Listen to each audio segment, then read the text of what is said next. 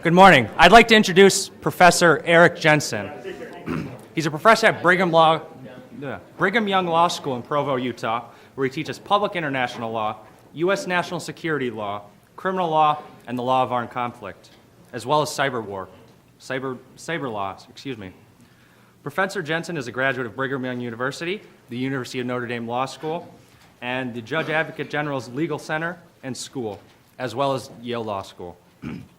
Prior to his current position, he spent 20 years in the U.S. Army, serving in various positions, including the Chief of the Army's International Law Branch, Deputy Legal Advisor for Task Force Baghdad, Professor of International Law and Operational Law at the Judge Advocate General's Legal Center and School, Legal Advisor to the U.S. contingent of UN forces deployed to Macedonia as part of the UN Preventative Deployment Force, and as well as the legal advisor in Bosnia in support of Operation Joint Endeavor and Guard. Professor Jensen's scholarship focuses on international law, national security law, cyber law, and international criminal law. His recent publications include a casebook co-authored with one of our panelists in our privatization of warfare panel later today, Jeffrey Korn, entitled The Law of Armed Conflict, an Operational Approach, and he is also the author of many law review articles that will tie together all of our panels today. And without much ado, I'd like to join me in welcoming Professor Eric Jensen, our keynote speaker today. Thank you.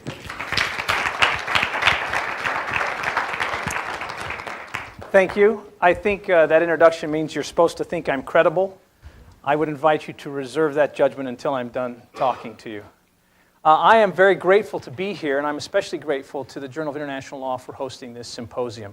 I personally feel like this is a very, very important topic, and I'm grateful that they take the time and interest to get us together to talk about it. I feel like, and you'll see this in my remarks, I feel like we are at a point now in history, or I guess a point now in time, where we can take a considered approach to what the future might look. And instead of the law being as it normally is reactive, we can in some ways make the law or help the law be a signaling mechanism which will help us as we move into the future and help us control, regulate, in some cases outlaw or ban some of these future weapons or future things that might be turned into weapons. I would bring to your attention a quote by Harold Koh, the current legal advisor to the Department of State. He said, "Increasingly we find ourselves addressing 21st century challenges with 20th century laws." Now, he was specifically talking about the law of armed conflict scenario, and I think that he is right.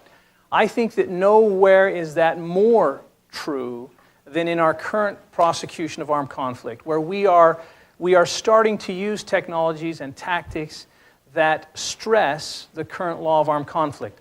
Now, this panel that went before me was fantastic, and I think they introduced all of us to some technologies. I will talk about some technologies as well, but what I hope to do is look past the technologies and focus on where I think those technologies stress the law, and I hope that our discussion will respond mostly about the law. You've heard the Dean make reference to the Lateran Council of 1139, this idea that weapons push the law, he mentioned, is not new. The Lateran Council, for those of you who don't know, sprung out of this idea of the crossbow. Suddenly, these peasants could learn how to use the crossbow and kill a knight at distances, and that really shook the foundations of the feudal system. The people who were funding and using knights thought, well, this is not fair. We don't want our very expensive knights being able to be killed by peasants. That doesn't work for us. So let's outlaw this crossbow. And of course, you all know the crossbow has never been used since. Right. I mean, the idea is that they attempted to outlaw the crossbow, but the practicalities of warfare and of culture and of the time meant that the crossbow was going to be used. And instead, the law had to adjust to its use, not try to ban it. Now, that, I think, is something we need to keep in mind as we consider moving forward on these future weapons.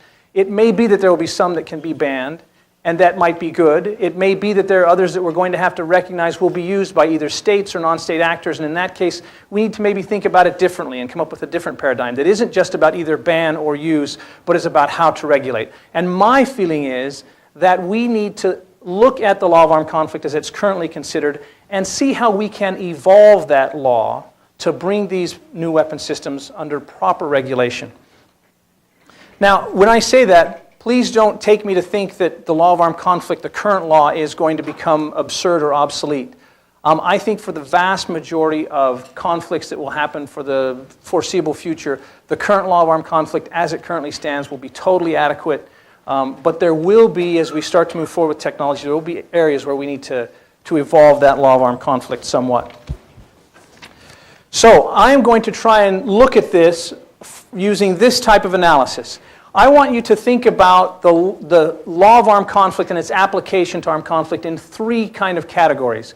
The first is places. Where does law of armed conflict take place? Where will it take place? The second is actors. Who does the law of armed conflict account for as actors in armed conflict? And who will be the actors of armed conflict, or the actors on the modern battlefield, if you want to even call it a battlefield, in the future? And the last is the means and methods of warfare. How does the law of armed conflict account for those means and methods now, and how will it account for means and methods that will be developed in the future?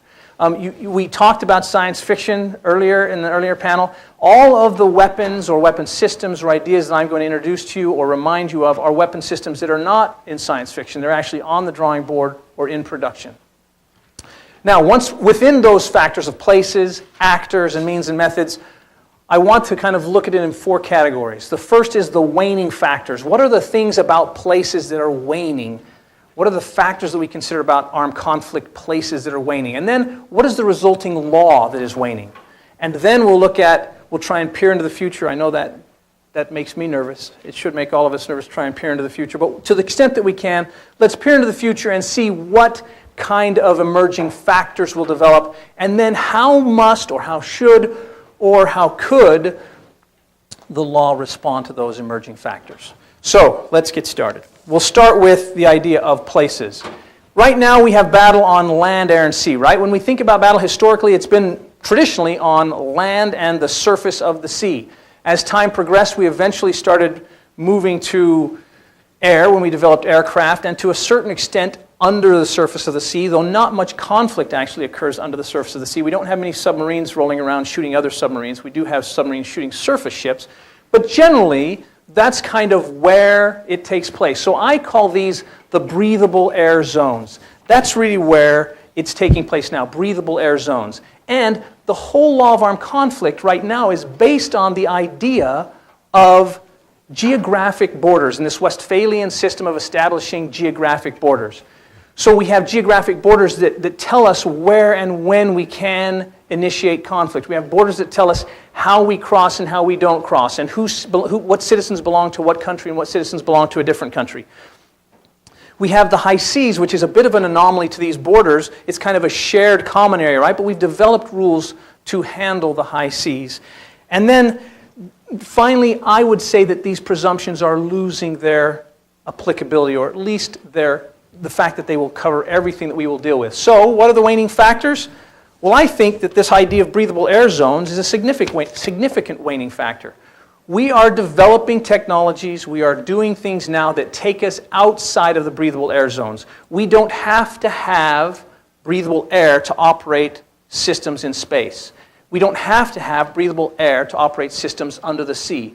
We are using systems that are resident underground that don't need to be in the air. So breathable air zones, we have to stop thinking about conflict as part of breathable air zones. Let me just show you a quick clip that will illustrate this.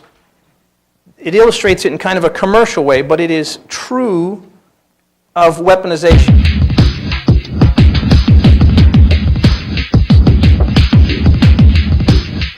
Someday we'll be living on and under the oceans. This idea isn't far-fetched, and if it comes true, then here's the answer to a new type of underwater transportation system. Aqua is a one-man submersible watercraft sailing both and under the surface of water. The single-occupancy craft uses existing standard submersible technology, with its aerodynamic form taking inspiration from none other than the dolphins. Toyota's high-speed concept vehicle makes underwater transportation even more faster and enjoyable. The water jet-driven vehicle gets its power from biogas engine and has a maximum cruise speed of 300 knots. Refueling can be done on unmanned stations with the biogas produced in self-sufficient underwater city environment. Personal submersible vehicles are perhaps the only manner in which those tired of their luxury yachts can try something new. The so-called dry pressurized submarine has passenger compartments separate from water and at sea level pressure, while the submersible's layout is similar to the standard seating arrangement of a passenger automobile. The sub's eye-catching design seems to be firmly rooted in the best of a film crib style of the 50s. The idea of using wind power underwater is anything but new. Here's a new concept that we've yet to see, a kind-powered submersible watercraft. The Mirrors is not a primary source of transportation. It is surely meant for those yearning to have fun on and under the high seas. Once a good head of steam is generated, the rider pushes down on the handle, forcing the machine underwater. Resurfacing won't be much of a problem, as the combined pull of the kite and the design of the vessel itself will take care of the little problem for you. Folks from MIT's Autonomous Underwater Vehicles Lab have created the Odyssey 4 that can go down to a depth of 6,000 feet and moor anywhere in between. Like a giant helicopter, it can also pick up cargo underwater. Designer Taizo Dori's concept of futuristic submarines takes inspiration from the futuristic jellyfish. The jellyfish-like design of the submarine allows a comfortable view for the passengers and lets them have a 360-degree view of the beautiful sea. Now truly, the best way to enjoy the beauty of nature is to be a part of that beauty itself. Now, these examples that you just saw in that clip are not obviously military examples. They're proposed commercial examples. But the military is moving forward very quickly in this area of unmanned underwater vehicles, just as you're used to hearing about unmanned aerial vehicles. In fact, the United States Naval War College had a conference last year where they gathered a bunch of lawyers together with naval scientists to discuss the law about developing and using these unmanned underwater vehicles and what uses you could put them to lawfully. So they're clearly going to be part of future battlefields. How does that push the law? We'll talk about that in just a minute. Let me talk to you about geographic borders. Remember, we're in this Westphalian system where states are governed by borders. Those borders, excuse me, are becoming much more porous and breaking down. I'm going to show another clip. Thank you, though, for trying to anticipate my needs. I appreciate that, really. Let me show another clip, though, here. These borders are breaking down. They're becoming much more porous. People are thinking of themselves not necessarily as tied to their national borders. This is kind of a funny clip, but it illustrates the point. You've all seen this, I'm sure, on television.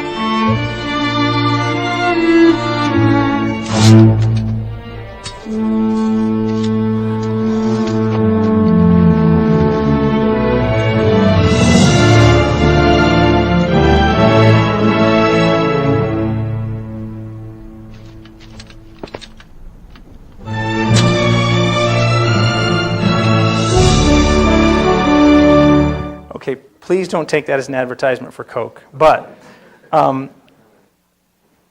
point that I try and make with that clip is that borders, some of us think of them as set, right? Like they don't change. But that's just not true. Borders do change. And there are mechanisms to change borders. And I believe that as future technologies, such as social networking technologies, and we'll talk about that a bit later, as they develop, people will start to think of themselves less and less as Americans or Georgians or Ukrainians. Instead, they will think of themselves as members of ideologies that are built around future technologies, or at least gathered through future technologies. So I think that's a waning factor. Now, I do not believe that states are going to become, they're going to drift away and we won't have states anymore. I just think that states over time are going to begin to lose their exclusivity on formulation of the law, on control of the law. We already have supranational and supranational organizations that are starting to make inroads into this. I just think that is a wave of the future. One last point I would make in terms of consent, and maybe I send this out as a warning, I think that the U.S.'s reliance on consent in their activities with drones currently is a precedent that we ought to be thinking very seriously about, particularly on how it's affecting future law. and whether we're setting a precedent that we're really going to be happy with as we progress. Consent, what I mean is that consent for it, so we say we have consent to go into Pakistan or Yemen and use drones. Thank you for asking that clarifying question. All right, so we've got these weighting factors. How does it affect the law? Well, I think it affects the law in some pretty fundamental ways. The idea now that the law is bifurcated between international armed conflicts, or IACs, and non-international armed conflicts, or NIACs, meaning that we discover what law applies to any specific armed conflict by determining whether it's a state fighting a state, or a state fighting some non-state actor, or two non-state actors fighting. That presumes, and of course the fullest body of regulation, the most robust set of laws apply only to those conflicts between states. And so these other conflicts, which by the way, statistically, they are vast majority of conflicts that have gone on since World War II, for example, do not involve state-on-state conflict. Instead, they are these non-international armed conflicts, which are less regulated. Is that going to continue? Do we really think that paradigm, that legal paradigm is the right way to progress into the future? Let me just read you a quote from a case from the International Criminal Tribunal for Yugoslavia, a case called Tadic. In this case, in one of the decisions, the court said, "What is inhumane and consequently proscribed in international wars," meaning state-on-state wars, "cannot but be inhumane and inadmissible in civil strife." Now that makes sense to us, right? Why would we have a provision that we said when a state is fighting a state, that's illegal, but then not have that same legal binding paradigm when a state is fighting a non-state actor or when two non-state actors are fighting? Armed conflict ought to be the thing that we use as our basis for regulation. Another waning factor, I think, neutrality. Neutrality, there's a whole doctrine of neutrality. There's a whole convention that was made in The Hague on neutrality. But neutrality is starting to lose its meaning with some of these future weapons. Think about cyber weapons and the stuff you've read about cyber weapons. A cyber weapon may be launched from one point, but it will travel over any number of other points through any number of other countries, being resident at any number of times in any other number of countries. Do those countries, they're technically neutrals in an armed conflict, do they have some responsibility? And to what extent does that responsibility apply to them? There's a group of experts that put together a new manual called the Talon Manual. It's coming out soon, and as they looked at, their whole job was to look at how cyber applied to the international law of armed conflict, and they had to say, look, we think this doctrine of neutrality, as it's been going for centuries, does not adequately deal with cyber warfare and needs to be evolved so that we can adequately deal with that. One other point that I think I will make that follows on from the discussion today. These regimes, these regimes about places, how are they regulated under the law right now?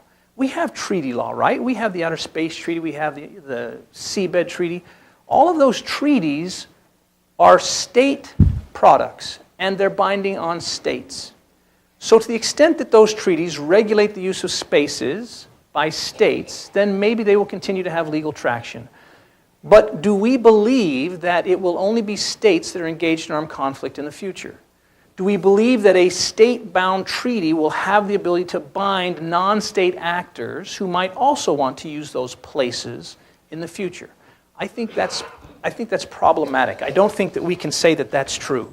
So what are some emerging factors? Well, I think that we have to at least say that space is going to, or that places are going to change, and that we are going to send our weapon systems, our sensors, our soldiers, our activities, we're going to send them into places now that are not reliant on breathable air zones. We're going to be in space, we're going to be in the seabed, we're going to be under the ocean, we're going to be under the ground. It is inevitable that we will put systems, I believe it is inevitable that we will put systems there to monitor and eventually, I think, to conduct armed conflict, regardless of what the current law act says. So if that's an emerging factor, and if you're willing to go with me far enough to say I think it's inevitable, then you have to wonder, is the law going to respond or how does it respond? I also think that we have to worry about these geographic borders. The fact that they break down, that they don't continue to bind people of a nation the way that they used to, I think that's problematic. Now let me just show you another clip having to deal with space. I hope y'all don't mind these clips. It should at least wake us all up. The first weakness, the U.S. military's dependence on satellites.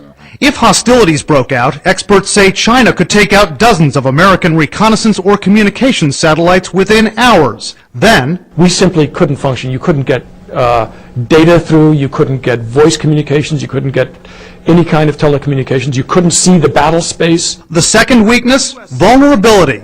Experts say many American GPS satellites, which guide smart weapons and troop movements, are more than 1,000 miles into space, mostly out of range of China's ballistic missiles. But the reconnaissance satellites, which take pictures of the targets for those bombs, missiles, and soldiers, are sitting ducks. Our imagery intelligence satellites are in orbit only a few hundred miles up, the same altitude as the target satellite the Chinese shot down. And experts tell us the reconnaissance satellites the U.S. military does have are too big, about the size of a city bus, easy targets. They say efforts are underway to make them smaller and to equip satellites with stealth technology. How can the U.S. go on the offensive? Like China, experts say the U.S. can jam satellites by throwing noise at them and can hit them with ballistic missiles. Ground-based lasers have also been tested. And an analyst with Jane's Defense Weekly believes U.S. military planners are at least thinking of developing satellites with attack capability. How could one of these orbiters blast another from space? It can dock with it and damage it in some way, or it can obliterate it by shooting pellets or some kind of munition. But that creates its own dangers. Scientists are already warning that satellite China just destroyed could have broken into about 40,000 pieces, which can travel at high speed through orbit for as long as a decade and can damage several other satellites. Brian Todd, CNN, Washington.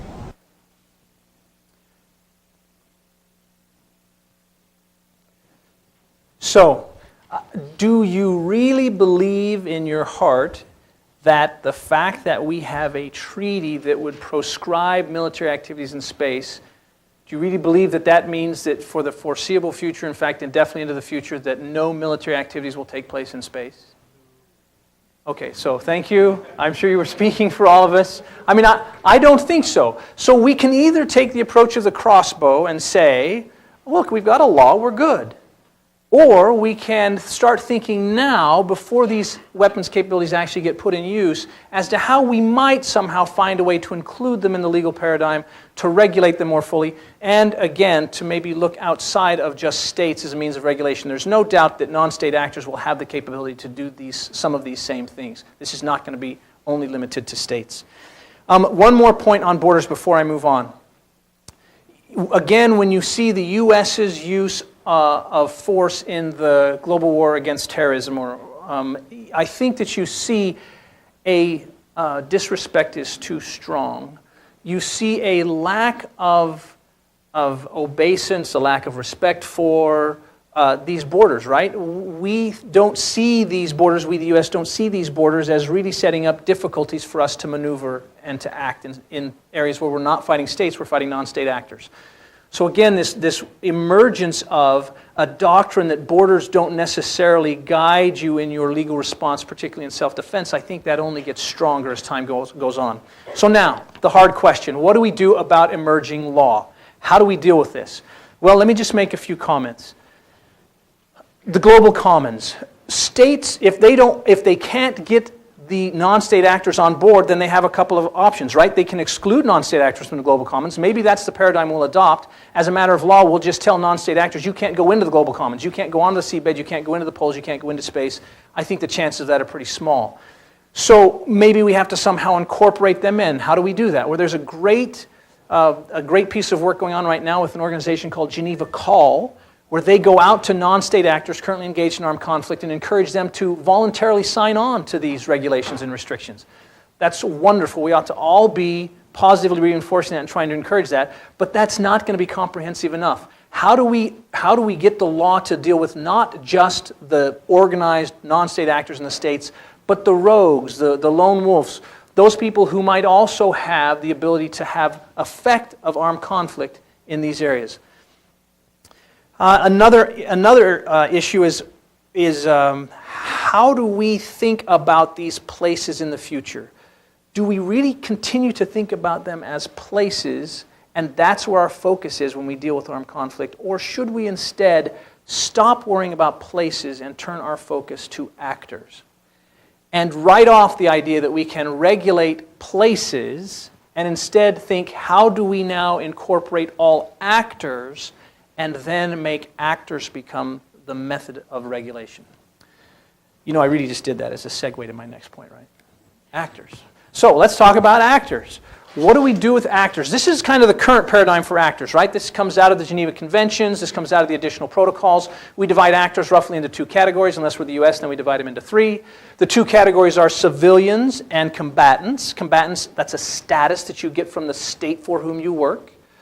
Civilians are generally non-targetable unless they fill into one of these other categories, right? So there are things that civilians can do to forfeit their protection. And then, of course, if you're the U.S., you also believe there's this category of unprivileged belligerents, which is somewhere in the gray area between the two.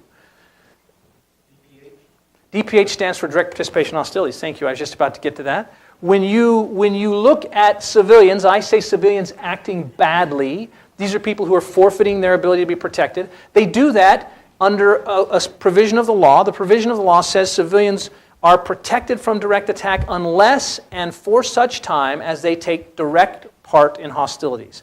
And the discussions in the legal academia for the last decade and probably even more have revolved around what does direct participation in hostilities mean? And the International Committee of the Red Cross has even said, look, under these current legal conditions, that is a problematic statement, and we need to help understand what direct participation in hostility means. We'll talk about this more in just a second, but think about these other categories. Narco-traffickers, how do they fit in? I mean, we've got them going on, right? How do they fit in? Well, I think that there are some waning factors, with actors. For example, state v. state. We've already talked about this. Do we really envision future armed conflicts being between states?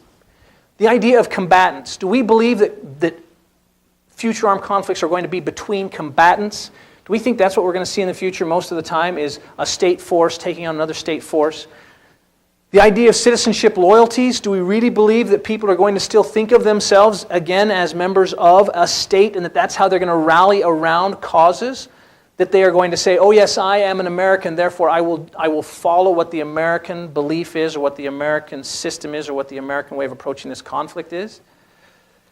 The idea of reciprocity, the idea of attribution in many cases is problematic. Reciprocity was a doctrine kind of developed between states, right? I will treat your guys your way, you treat my guys the same way. How does reciprocity survive in a conflict not between states?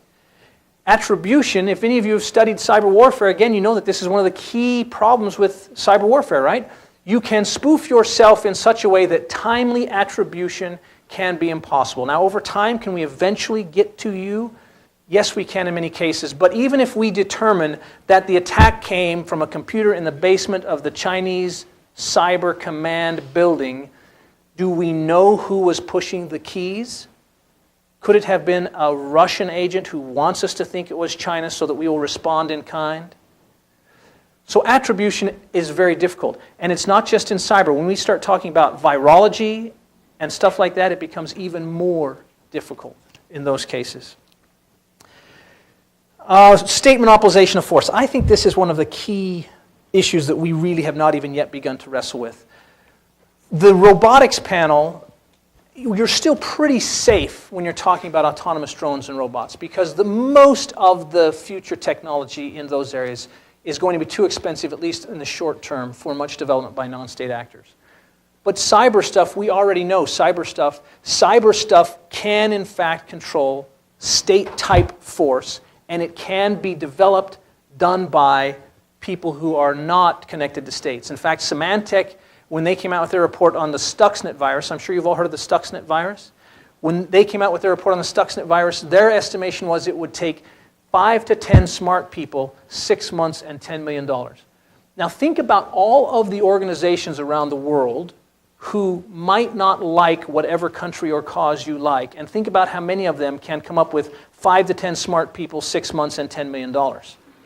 Right? I mean, it's just about everybody. Now start thinking about genetic hackers, think about virologists, think about people who can create in their garage in 3 days what it used to take. There's a great quote by a guy he's a PhD guy who deals with this, and he said, what took me 3 years and a multi-million-dollar lab to do, and I got a PhD out of it, now people can do in their garage in 3 days in terms of creating DNA-linked virology. So that kind of stuff that's state-level force potentially that is not controlled by states. This idea of state monopolization of force in an actor sense is maybe gone, but at least on the wane. That's going to create some legal issues for us. When we continue to view, or as long as we continue to view the battlefield in terms of this bifurcated civilians and combatants, we're going to continue to miss what the future will bring to us. I don't think that we can believe that is going to be the future. I don't think we can say, yes, all these battlefields are going to allow us to differentiate cleanly between combatants and civilians. Think about what's going on in the global war on terror, right? I mean, we're having some real trouble identifying combatants versus, we can just call them fighters versus non-fighters. Now, I think this leads us to some serious problems. This idea of distinction and discrimination, that's going to be hard for us. The farther we go down the road of merging fighters and non-fighters through weapon systems, advanced weapon systems, the harder it is for us to apply that provision of the law. Think about status-based targeting. Right now, under the law, if you're a combatant and you're in armed conflict with somebody, you can be killed just because of your status. It doesn't matter if you're taking a shower, eating food, asleep. Because of your status, you can be killed. If now that status-based doctrine, that state versus state doctrine that allows us to say that fighters have a status, if that goes away, then how do you determine who is the person you're supposed to be killing? Think again about that attribution issue with cyber and with virology. How do you determine who that person is? So status-based, the law now that revolves around this idea of status-based targeting is going to wane, and we're going to have to find how to deal with that. So what are the emerging factors? Well, we've already talked about robotics. I won't go into that. I want to deal with this in kind of two ways. I want you to think about future actors as there's a group that will be responding to influences, so they will be actors that are responding to influences, and then there will be actors that are actual actors. Let's start with the ones that are influenced first. I've told you what I think about melting geographic boundaries. These have been talked about as transnational communities of interest. These are transnational communities that are gathered via Facebook, via Twitter, via whatever other means of social networking you have, and people group themselves together or come together and align themselves in ways that do not respond to national borders. And you saw that, you've seen that in many instances. You saw that all through the Arab Spring, right? In the Arab Spring, the idea of social networks was a huge factor in getting people together in that armed conflict, to the extent that it was an armed conflict. But think even more about the group Anonymous. Have you all heard about the group Anonymous? So this is a computer hacking group that has an idea of what they want to do. They join together and they do it. They're kind of like an autonomous collective. I don't know, it's the Borg or something. The leadership is very hard to determine. It's very hard to know who's giving direction and telling them what to do, but they're very effective. And they are engaged in armed conflict. There was a report just within the last 2 weeks about actions that Anonymous is taking against the Syrian regime. I mean, they pick their causes and they work very effectively on their causes. How does the current law deal with those people? Does the current law view them as combatants? Does the current law view them as direct participants in hostilities and allow Syria to respond with force? And given the fact that Anonymous is dispersed across the world, right? These people are citizens of all kinds of different nations. Does that mean that Syria can attack those people in every nation in which they sit? Might the U.S. take that view? I think that we're not really prepared for that as we should be. Let me show you another video clip. You all have heard about this situation, I know. This is the situation in Algeria.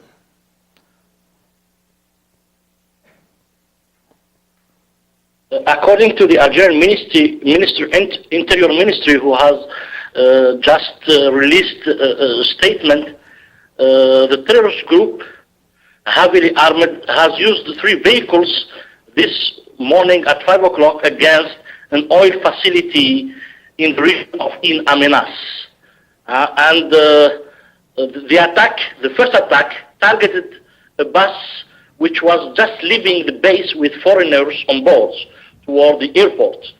terrorist group got inside the base and have taken hostages.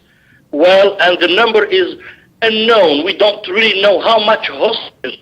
We just know, we confirmed that 5 Japanese and 1 French are among the hostages, but we are talking about tens of people because we should not forget that several Algerians also work inside this oil base.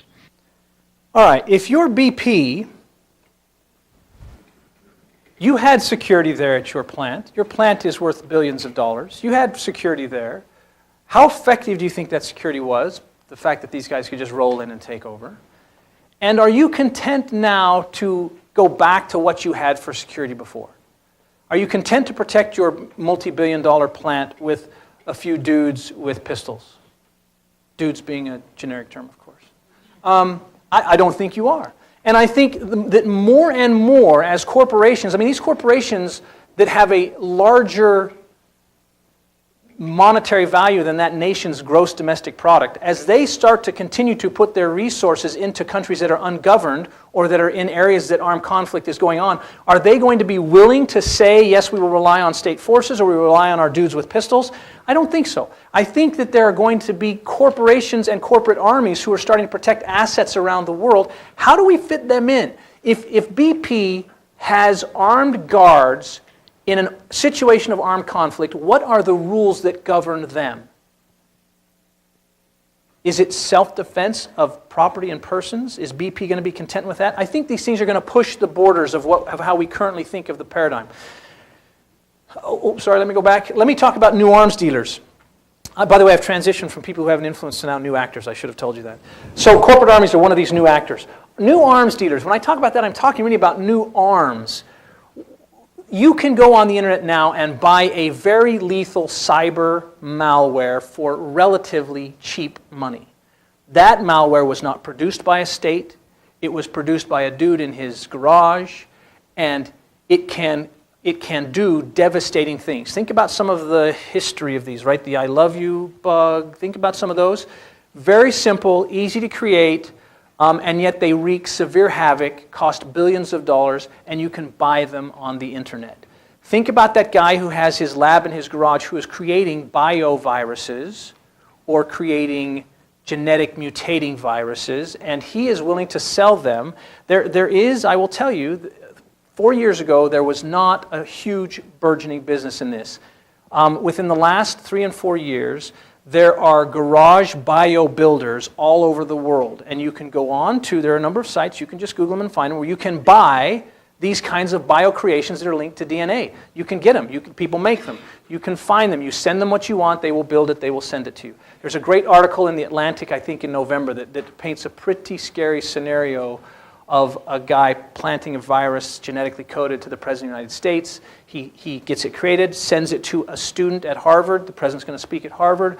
The student gets the virus, gets flu-like symptoms, coughs a little bit. Every time she coughs, she spreads it to other people. Pretty soon, the 20,000 people who go to hear the President, they've all got this virus that's DNA linked, doesn't hurt them. But as soon as it hits the President is dead.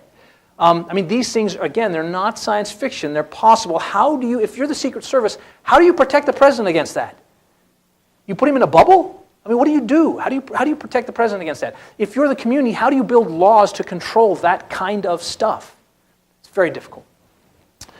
The last thing I'll talk about, I guess, is this global criminal enterprise. You all know about the narco traffickers in Mexico. The last estimates that I read, there are 105,000 armed narco traffickers, or the armed wings of narco traffickers, being fought by 50,000 combination Mexican police and armed forces. That is larger than probably 80% of the conflicts that have taken place in the history of the world, maybe 90%. And yet we don't consider that an armed conflict. Mexico says it's not governed by the laws of armed conflict. This is merely a criminal action where we're trying to, take care of some crime that's going on. Is that really real? Do we believe that? Is that the way the law should handle that situation? All right, what about emerging law? Emerging law is where this always gets tough, right? What does emerging law tell us? Well, what should emerging law tell us? I think that the law as it emerges to these new actors is going to have to blur status and conduct. I think these categories that we think are so clean and clear now are not going to withstand new weapons, new technologies. I think we're going to have to, at least in many cases, think about people differently and focus on conduct, not on status. And I think we're probably going to have to be willing to take a few more risks in terms of conduct. If that guy's building something in his garage and you can't get there with the police, is an armed drone the answer? If the garage is in Atlanta? If there are 40 garages spread across Eastern Europe where this is happening? It's a difficult thing to do.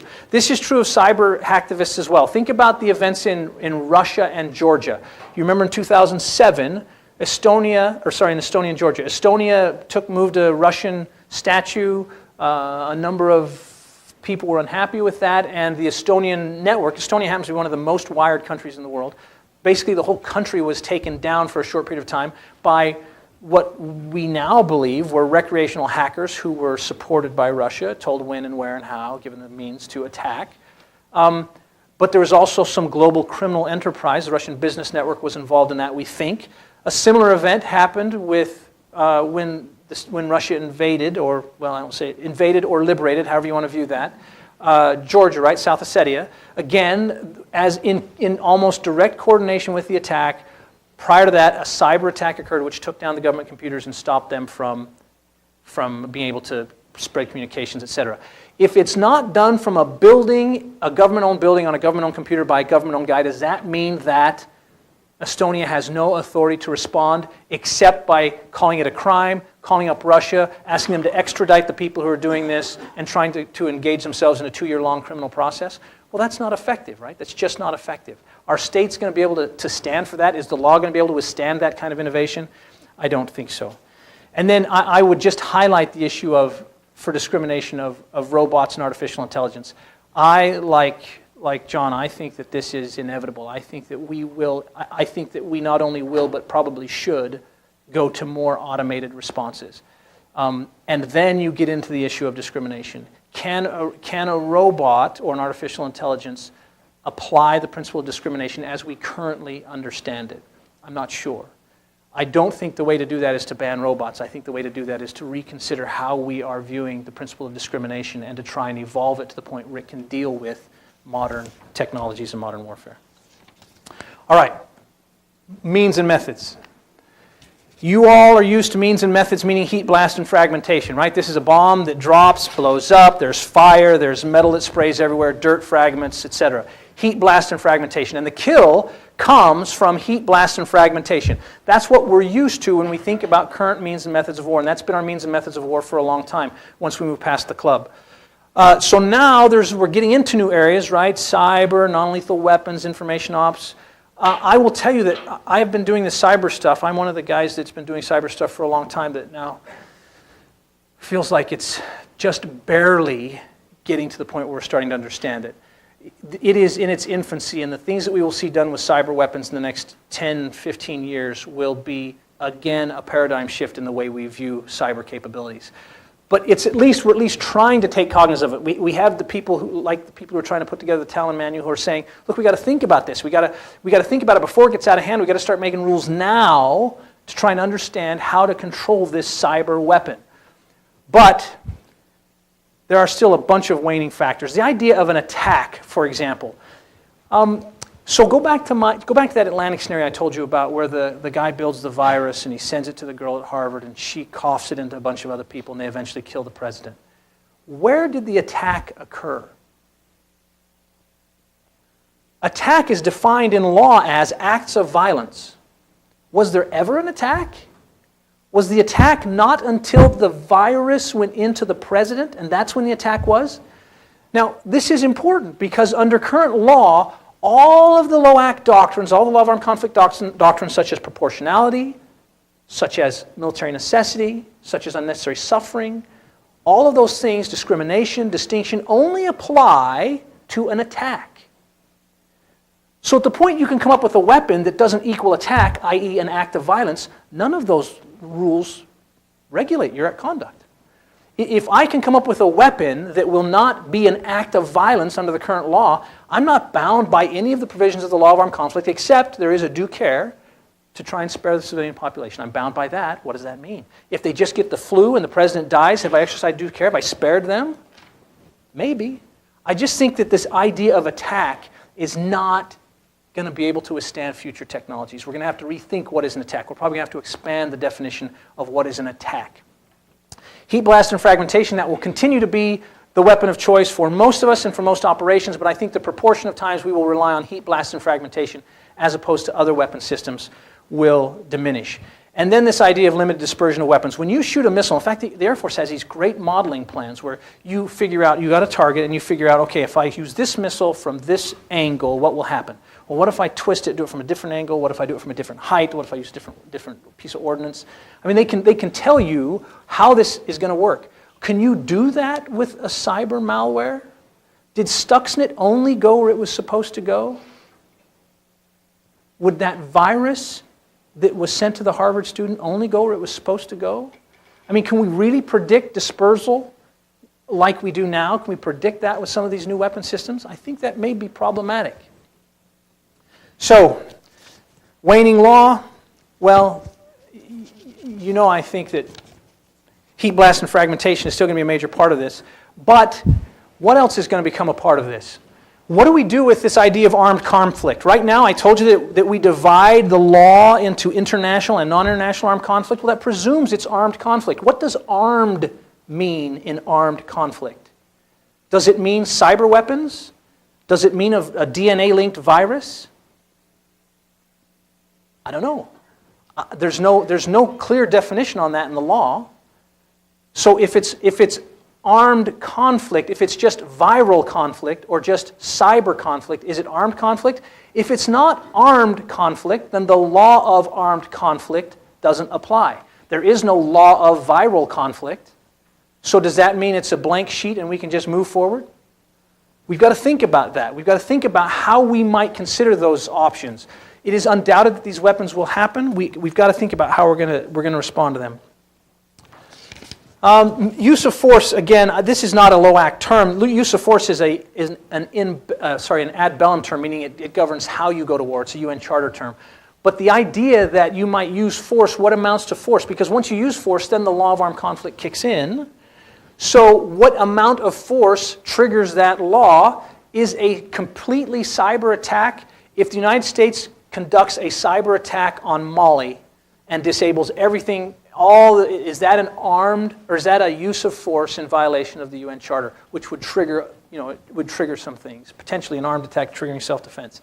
These are issues that we're not quite sure. Let me deal briefly with arms control. This goes back to the idea of states and treaties, right? Well, we also have not only treaties that regulate spaces, we have treaties that regulate arms. We've made chemical weapons illegal, we've made biological weapons illegal. That's great, let's make viruses illegal, let's make robots illegal. Who's going to sign these treaties? States. Well, that solves our problem, right? Because no one else out there is they're just going to say, oh, well, the states can't do it, so I can't do it. Or we're going to say, oh, states make it criminal, so then states are going to criminalize the use of these biological weapons or these viruses or these cyber weapons. Well, that will help because then we can prosecute them and finally get them in jail 2 years after the incident happens, right? After the virus has been released. That'll be useful to us. So we've got to think about arms control. We've got these new arms that are coming up. How are we going to manage arms control? How are we going to control this? This is not like nuclear weapons where you can track every piece of fissile nuclear material. You cannot track every virus that's being created. You cannot track every cyber malware that's being created. You just simply can't do it. So we're going to have to deal with we're going to have to figure out how to do with that. That's some waning law. This idea of proportionality. When Stuxnet went out, it was discovered by a guy named Longner from Germany. And one of his main concerns was, he said, look, now this is out there. This is like the United States using a new stealth aircraft, bombing a nation, and then parking the stealth aircraft on one of their airports and saying, okay, we've used it, now you go ahead and take it and try to see what you can do with it. These cyber malware, it's now, I mean, you can get most of Stuxnet posted on the internet. It's been posted on the internet. Some of the most interesting pieces of Stuxnet, we call them zero-day things. In other words, they're holes in current programs that can only be used once. So those have all been repaired, but the idea of Stuxnet, to have posted the idea of Stuxnet and the methodology of Stuxnet on the internet open to everybody, that's pretty scary, right? Now that 5 to 10 dudes, 6 months, just went down to 5 to 10 dudes, 1 month, right? And you come up with something like that. So this idea of having stuff re-engineered, how does that figure into the proportionality analysis? If I'm a commander and I know I want to use a cyber weapon, but I know that cyber weapon can be re-engineered and can do bad things, when I'm considering the proportionality of that weapon, in other words, how much civilian damage or civilian death may result from me using that weapon, do I have to cast so far into the future that I worry about if that weapon gets re-engineered by some nefarious group and is used against others? And they wouldn't have had that weapon unless I had initially used it in the first attack I did. Does the commander have to think of that and figure that when he decides whether or not to attack? Well, that's some people would read the doctrine of proportionality to say that. We have to think about that. That's a legal doctrine that binds commanders in their use of weapons. We have to think about that. What does that mean? How are we going to manage that over time? All right, I'm going to move on. You can ask questions if you have other. There's lots of good stuff on that slide. All right, emerging factors. We've talked about cyber a little bit. We've talked about robotics. I won't deal with those. Let me just briefly hit latent attacks. The idea of latent attacks is this. The United States sells F-16s to just about anybody, it seems. Let's assume that we're selling F-16s as an aircraft. It's a very advanced aircraft. Let's assume that we're worried that when we sell them, that our friend today may be our enemy tomorrow. So we build into the code that controls the triggering of that F-16, we build in a thing that says if this plane ever targets some other aircraft that's transponding a US signal, then the aircraft will shut down and become a lawn dart. Right? Now, we could do that without ever telling the people we were selling that to. Let's say that the French build an anti-aircraft missile that has the same code in it, so that anytime someone wants to use it against an aircraft of their choice, that anti-aircraft missile doesn't work. Let's say that the people who are making computer parts build in a piece of source code that we then put in our Department of Defense computers. In fact, maybe let's just hypothetically say into some of our computers in our nuclear weapons development labs, and then that this code might respond to another signal sent from some other person. Now, I'm not saying any of those things have happened, though I do invite you to look at the news. Is that an attack? So I have termed that as a latent attack, right? I mean, if I turned off someone's system, or if I did some of those things at the moment where armed conflict was occurring, I think we would all agree that must be an attack if I'm a state actor in their state. But what if I build it in? When does the attack occur? Does the attack occur when I build the source code into the chip? Does the attack occur when I sell the F-16? Does the attack occur when they take it off? Does the attack occur? I mean, these are things that are self-initiated, right? The person who is in the F-16, he's the one that pushes the fire button at the U.S. aircraft. He's the one that initiates the source code that turns off the plane and causes the plane to crash. When does the attack occur? That's important as a matter of law, because remember, those LOAC principles don't kick in until that attack occurs. And just from a use of force thought, is that a use of force in violation of the principles of going to war? I know that's not our topic today, but that's still an interesting thought, I think. All right, what is the law? What are we going to get for emerging law? This is the toughest one for me, because I'm not sure. I'm not sure I've thought it through enough yet to be able to tell you where I think the law should go.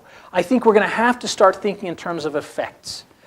What is the effect going to be of the thing you are doing?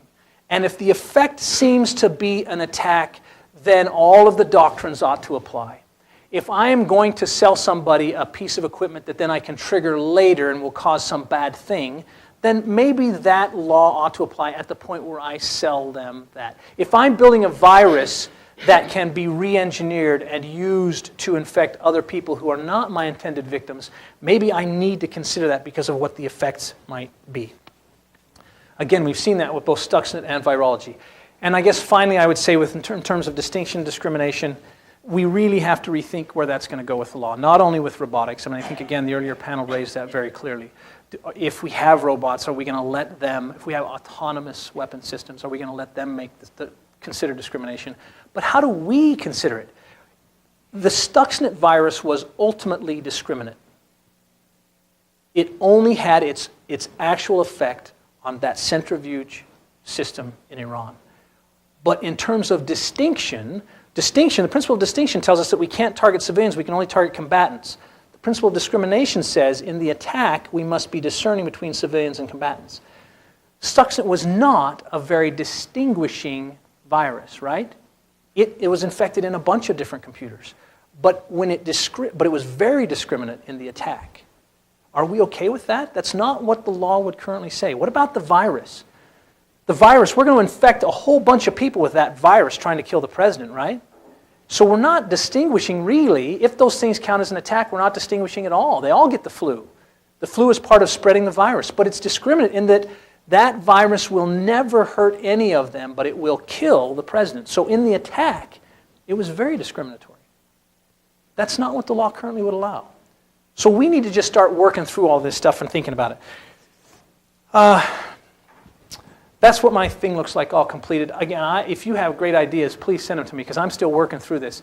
I try not to think about it before I go to bed at nights, but I think it's still very interesting. Let me end with one quote. This is from David Ignatius. He says, "The laws of war may sound like an antiquated concept in this age of robo-weapons, but in truth, a clear international legal regime has never been more needed."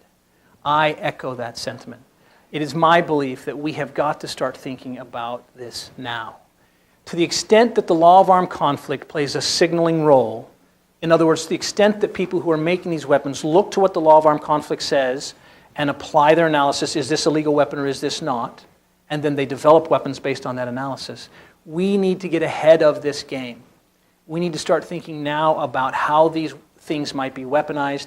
There's a great quote by Undersecretary of Defense, or the ex-Deputy Secretary of Defense, William Lynn, who says, basically, I'll paraphrase him, he says, there hasn't been a weapon developed that hasn't been weaponized and used, or very few. You know, we can talk about gunpowder in Japan, we can talk about some other instances where they were not used for a while. But eventually it seems that every weapon or thing that can be weaponized is. We've got to start thinking ahead.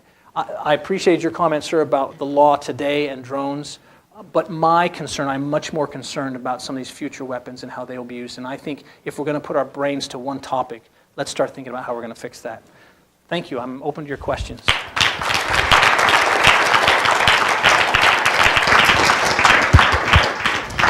Wow. Okay, sir, we'll just start here and work back. Well, we've only got about 16 minutes, so if you could keep your questions short, that would be great. I like your final comment about we have to start thinking about the internationalization of regimes. That applies not only to warfare, but it applies to things like climate change and so forth. There are a lot of problems that nations cannot solve acting individually, and that have to be solved at a higher level, which is international. And somehow or other that hasn't sunk in. In 1962, if my memory is correct, the United States, when the level of international distrust on nuclear weapons was as high as the world has ever seen, there were forged what were called the McCloy-Zorin agreements, which most Americans don't know about. And they called for international inspection without notice anywhere. The problem was that in both the Soviet Union and the United States, there were hawks and doves, and the hawks won out in national parleys, so we can't trust the other side, even though they had to, if they were to solve the problem of ending nuclear weaponry and disassembling that. That applies as much today as it ever did. And so the point is that we have to have international regimes. That implies cooperation on a scale and level and complexity that we've never attempted before. But that's it seems to me, what we have to face. Thank you. I agree and appreciate that comment. Ma'am. First of all, thanks. I think you brought up some good questions, and I was very disappointed after the first panel because it seemed like there was so much agreement and no diversity of opinion on the first panel. when you... I love the first panel. I know you said that. I don't understand because you were so much better in at least posing the questions. Whoa, Ken, did you hear that? There you go. You said when a weapon is invented, it's shortly, and you use the crossbow, et cetera, and it gets used. And so in this new environment we're in with asymmetrical warfare, where it's an individual, it's a group of individuals, why is it that the United States, which invented the first use, and Israel invented these first use of drone warfare, and now Stuxnet virus, and the law has not caught up? And why is it that when there's a track record of these things not really working, that we, the United States and Israel, has been the ones to set these precedents? That actually could backfire greatly if other countries were to use the same thing. And I'll just bring up, because I wasn't able to in the first panel with drone warfare, only 2% of those being killed by drones are high-level militants. They may be lower-level, whatever, but they're only 2%. And 200 to 300 Al-Qaeda in Yemen, after 3 years of drone bombing, have now quadrupled or more to over 1,000 by experts in terrorism. So those things are not working. So what's your comment on those? So as to drones, my comment would be, I think those numbers are debatable. I mean, I think it depends who you ask. I don't say you're wrong. I just say I think it depends who you ask as to what those numbers are. I don't. Well, I don't know. I mean, some of those are policy questions, right? Does the government think what they're doing is the best way to handle it? I'm trying to focus. Well, I'm trying to focus mostly on the law, and so my response to your first point would be why, with Stuxnet, is Israel and the United States may be leading the way to the extent that they were the originators of Stuxnet. I don't think we can sit back and say that they're not going to be weaponized. So I guess I would try and change your view slightly to say, don't worry so much about who's doing it, but instead use your energy and your enthusiasm to make people start talking about it, whoever's using it. Because really it doesn't matter if it's Russia, it doesn't matter if it's the US, it doesn't matter if it's Israel. The point is these weapons are going to be used, and we need to, as a collective, start working on what we can do to fix these weapons. I think, sir? Two questions quickly. You mentioned lawfare. Yes. It was on my slide, but I didn't mention it. Yeah. Could you explain what you mean by lawfare? Yes. And number two, the second question is, you seem to have a preference for the law of armed conflict, which has been so frequently mentioned in Supreme Court cases even as the absence of law. And as you would know better than anybody, there's no constitutional rights, no human rights law on a battlefield. So when you say that perhaps Mexico should resort to the law of armed conflict, that really opens up a tremendous breach in the rule of law, you could argue. Second, in using that, then you also mentioned Estonia, but Estonia, as I recall, was particularly hard hit by Goldman Sachs peddling of their derivative product. So why couldn't Which was worse, yeah. Why couldn't Estonia declare Goldman Sachs a global criminal enterprise and maybe send a drone after the Goldman Sachs headquarters? Yeah, you must have lost some money with Goldman Sachs as well. Great questions. Could Estonia do that? I mean, is the difference, I guess I would say, with Goldman Sachs is Goldman Sachs is a legitimate business, and there was risk associated with investment in Goldman Sachs. And I think if what we said was every time something turned out poorly, we could treat that as being something we could respond to with force, that would be even a leap for me. I wouldn't even go that far. Now, as to Mexico and the value of the law of armed conflict, Jeff Korn, I saw him walk in. He's going to be on a panel later on today. I hope that he gets the opportunity to talk to you about the civilizing nature of the law of armed conflict and how that really has an impact on soldiers. I believe everything he says in that area. I think that the law of armed conflict serves multiple purposes, but one of which is we send these young men and these young women away, and we send them to conduct violence. And as the folks in the first panel said, actually killing somebody is very, very hard.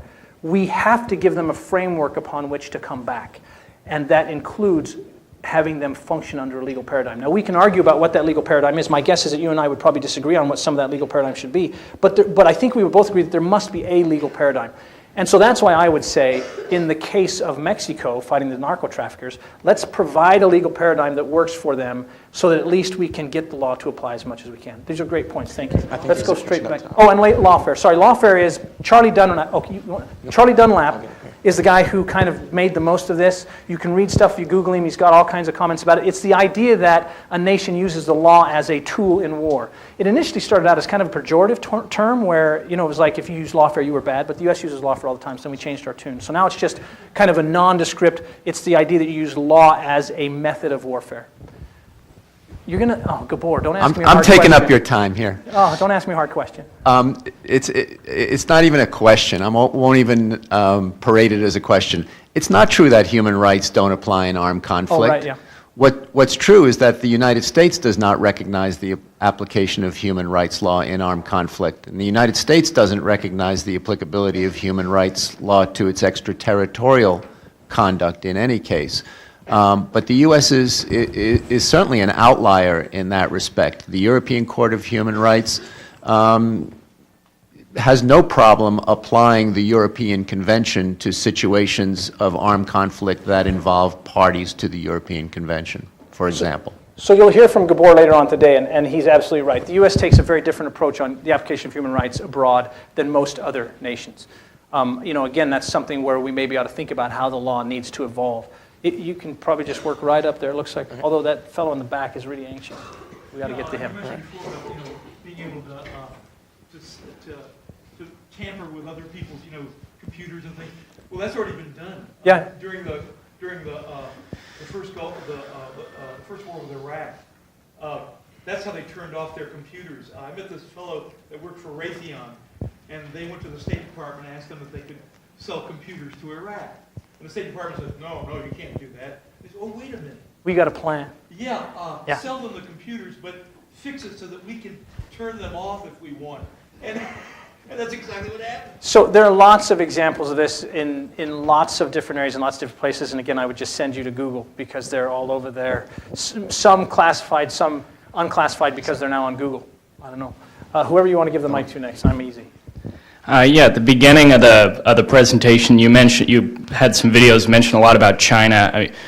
Ultimately, is this? Do you see major armed conflict with China as inevitable over the next period? That's my question. And is that what this is leading up to? Me personally, I absolutely do not. In fact, I think China is one of the least likely nations we will go to armed conflict with just because neither of us have any incentives. We have nothing to gain. So I think not. My big worry is not China. My big worry is all the rogue actors. Now that's, again, me peering into the future.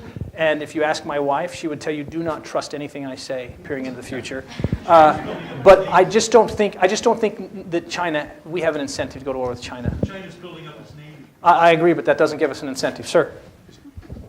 Yeah, I wanted to ask whether there's any kind of international law that reflects the inequality of nations that have the robotics and have the cyber war and this, that, and the other, and those that don't. Yeah. Most of them don't. It's a great question. Actually, meaning that these nations, the nations that do, control the world. Right. And the corporate interests in the United States controlling our government. We don't have a democracy, we have a corporatocracy. Well, I don't know how to respond to the last part of your question. But the first part of your question, I think, is my son just wrote, I think mostly to mock me, a paper for his class about how when you have robots on one side and humans on the other side, that ought to be an illegal form of war because it is so one-sided, right? Now, the military analysts will say, hey, that's what we're trying to do. We're trying to get to the point where, that's what war has been about all through history, is one side trying to get sufficient advantage that they can do, as Sun Tzu said, take over without any violence, right? I mean, if you could master enough force and say, look, all we're going to do, we're just going to wipe you out with robots, so let's not even have war, just give up and then take over. But there are a lot of policy decisions about a lot of considerations. As a legal matter, I don't see any legal preclusion to that. Now, that doesn't mean we might not want to think of one. Sir, go ahead. Your slide on emerging factors listed directed energy. Could you give some examples, please? So directed energy, there are a couple of types. Most of you think of directed energy as lasers. So we have examples. There was a laser that shot down a satellite, right? Both China and the US have done that. We have air-mounted lasers that can now shoot from airplanes down to the ground. The big problem with lasers is power. That's also, by the way, the big problem with nanobots. I had a clip that I didn't show you that shows a bunch of little swarmy robotic nano things. When we can figure out batteries then we will have nanobots spread all over the world acting as sensors. We will just invade every country in the world with these nanobots, and we'll be collecting all this data. And you know, nano is 1/1000th of a meter. So when you have a nanobot that's the size of 1/1000th of a meter, and it has the power to fly, the power to send back signals, there is nothing that is not find-outable, right? I mean, you can now get information from anywhere. They're not restricted to breathable air zones, so they can go anywhere. You can build them to do anything. It starts to blow your mind as to what the capabilities of that will be. So that's, I mean, I think that's we'll have that at next year's.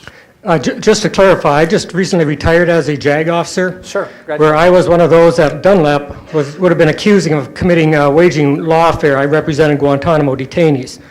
So as a result, I've done a lot of research into the law of war. And again, I greatly appreciate the law of armed conflict as far as providing limitations on what things can be done in warfare and whatnot. But I also, the research shows that it's a two-edged sword. It allows a belligerent nation to also take actions against its own internal enemies, however they may be defined, etc. So again, it's what allowed the United States to deport the Japanese Americans during the Second World War from the West Coast, for example. So again, something to quickly resort to that.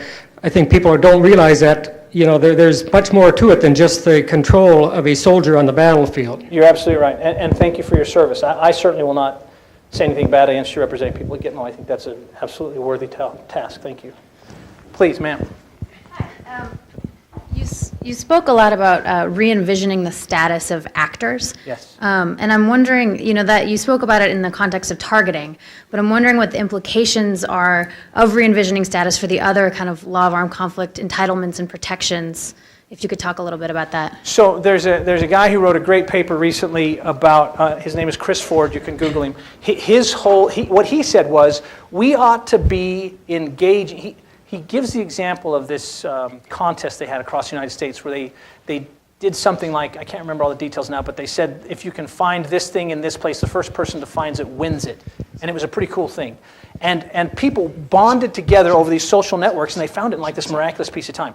Chris Ford argues that that's what we ought to be doing for Homeland Security. We ought to be deputizing as such all American citizens to start working for Homeland Security and start acting as people who are watching this stuff, and we ought to join this on social networks. And of course, you can expand that, right? Now you get, in a sense, that's what Anonymous is doing, because Anonymous is saying, we're deputizing all you people around the world to be part of our collective, and we're going to use you as helpers in this cause that we have. The question, of course, becomes, in terms of status, what does that do to them? Does that make them direct participants in hostilities? If they engage in armed conflicts, such as in Syria, like Anonymous did, does that make them targetable? When someone attacks the United States, does that mean that everybody who acts as a Homeland Security deputy is now targetable? And is the U.S., there's no legal prescription. It's not a violation of the law of armed conflict for a civilian to take part in hostilities. It just means they lose their protections. So should there be something that precludes states from having people do that, from incentivizing people to do that? Those are great questions that I'm not giving you very good answers to, but I think we need to do more thinking about it in order to deal with those situations as they arise. Sir? Yeah, you touched on nanotechnology before, about that's not the half of it. I was wondering if you ever read Drexler's book, Engines of Creation. I have read excerpts of that book, but I have not read it all. You should read the book, because he talks about not just that, but a thing called the gray goo problem. You heard about that? Yeah. Okay. Tell us about that. Well, so, the gray goo it's not unique, obviously, to him. There are lots of things about how technology will become a means of bringing about the will of whoever makes it, right? And so you can envision, much less kind of futuristic than the gray goo, you can envision a nanotechnology, again, remember, we're talking about 1/1000th of a meter, that you ingest that has a chemical or that has a genetic mutator or that has something attached to it that would go in and change your genetic characteristics, right? This is not unfathomable. This is not science fiction. This is stuff that has been done in labs, and stuff that on a small scale and could be done on a large scale. So this is the kind of stuff that you can envision lots of very horrific things happening from that kind of a scenario. You got something, because there's somebody over here too. Okay, go ahead. We'll take you, and then we'll take one more, and then I better stop, or else you guys won't get lunch. Thank you very much. My name is Mubarak. I'm from Pakistan, and I'm more concerned about the effects of drone. Of course, the legal aspects are very important. But what I see the impacts of drones on the ground, I would endorse the view of the lady who put a question, and forget about the figures or the numbers or the ratios, 2% or 3% are the actual people who are terrorists who are targeted. But what I see, it is the use of drones in Pakistan is hampering not only our efforts to combat terrorism and militancy, but I think this is one of the major factors which has restricted NATO and the United States only to a few streets of Kabul, and that because it is producing huge number of terrorists. So I would just like to have your comments. I can't argue with that. That could very easily be true, but of course I'm trying to focus on the law. And there's no legal prescription to the way we're using drones. I mean, we're using drones in compliance with the law as it's currently stated, but now how you might decide whether they're taking discrimination, how you might decide whether they're applying proportionality, that is arguable. You may say that they're not being proportional, but the requirement is that they do a proportionality analysis, and I think they're doing it. In fact, I'm sure they're doing it because I've advised commanders in those kind of situations, so I'm pretty sure of that. Now, whether it's a good policy decision, that I think that's definitely open to debate, and you make a good point. Sir? During your entire presentation, you seemed very skeptical of the ability of the criminal law to rise to the challenge of lone wolves based largely on the time lag. And yet, the examples you gave generally seemed to be ones where as soon as you knew there was a problem, the horse was already out of the barn. So how much is gained by using laws of warfare to respond in a matter of weeks versus criminal versus a matter of years? Okay, so let me give you more details on the scenario. Let's just say that you're Estonia, right? And you see these hacks coming in. If you treat that as a law of armed conflict issue, then you can respond in self-defense. You can respond in a number of ways. You can respond with kinetic weapons. You can respond with proportional cyber attacks, proportional kinetic weapons. You can respond in any number of ways, right? So as you see the attacks coming in, you can respond, and you can protect your systems using force. If you treat that as a criminal matter, then you can't. That doesn't authorize you to protect your systems in the same way. You can't reach out. You can unplug your system to stop the crime, but of course, then you've accomplished what they wanted you to do anyway, right? Because you're now unplugged from the system. So the criminal law doesn't give you the opportunity, as the law of armed conflict would, to protect yourself. Now, that doesn't mean that we ought to use the law of armed conflict paradigm. It just means that it would lead you to potentially different results if you did. So we have to look at that. And for the lone wolf, what happened in Estonia was, once Estonia got control, reset their servers in the US, et cetera, and they went back and traced all these things, they figured out that a large majority of them came from Russia. They sent extradition requests to Russia saying, please send us these guys. Here we've got the documentation of criminal activity. We have an extradition treaty. We should work together on this. This is an international criminal thing. And Russia said, yeah, okay, we'll get right back to you. All right, I think I'm done. I hope you enjoy lunch. Thank you very much.